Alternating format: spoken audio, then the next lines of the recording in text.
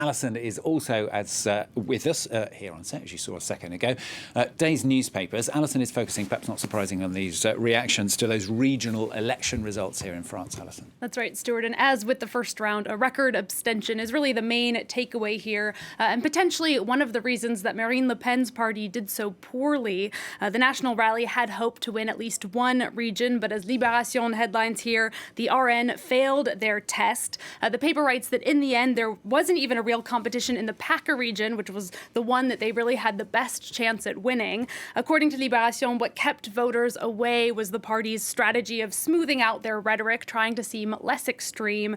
Aujourd'hui en France also writes that the party was really banking on that strategy of normalisation. Instead, as we read on their front page, the National Rally was stopped in its tracks. It wasn't just the National Rally that was the big loser. Emmanuel Macron's party didn't win any regions either, did it? Yeah, Le Figaro was calling it a double penalty, a punishment for both Marine Le Pen and Emmanuel Macron.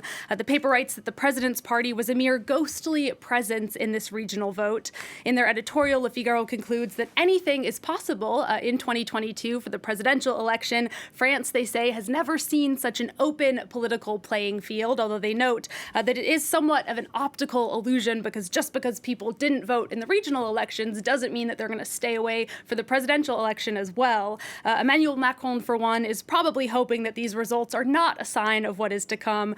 We see it in this cartoon on the front page of L'Opinion. He's already put the ballot box out on the street for the trash collectors. The paper headlines that things are getting complicated for Macron. They even explain that even the defeat of the National Rally is bad news for him, since in his ideal scenario, he would be in a runoff with Marine Le Pen next year, so if she doesn't make it, that's not good for him. As the New York Times writes, that scenario had seemed inevitable, but, quote, the presidential election is more wide open than it looked, and French people are more disgruntled than they appeared. So true. Who knows what's next? And that wide open playing field is also good news for France's traditional parties. They were kind of the big winners, weren't they, Alison, of these elections? Yeah, and now the left and right are back in the game. That's according to Croix on their front page. The paper notes that every single incumbent regional president was re-elected in mainland France.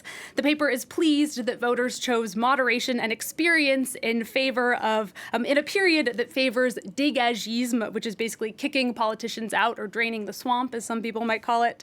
Le Monde is also celebrating what they call the revenge of old world parties, although both Le Monde and Le Croix point out that the extreme voter abstention does take away some of their legitimacy.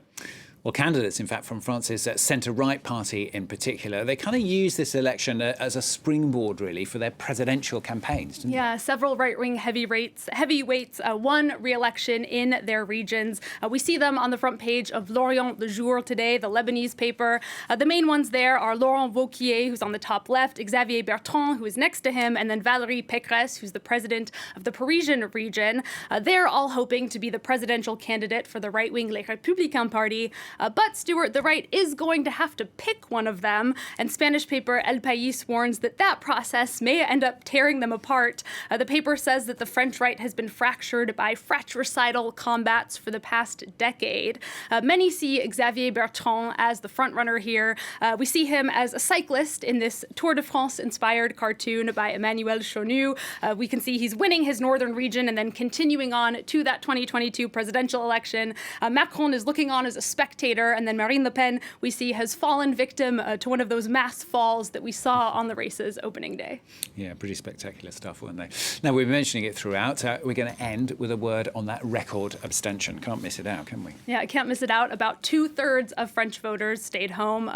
Enormous abstention. L'Humanité says that these elections reflect a worrying normalization of voter abstention.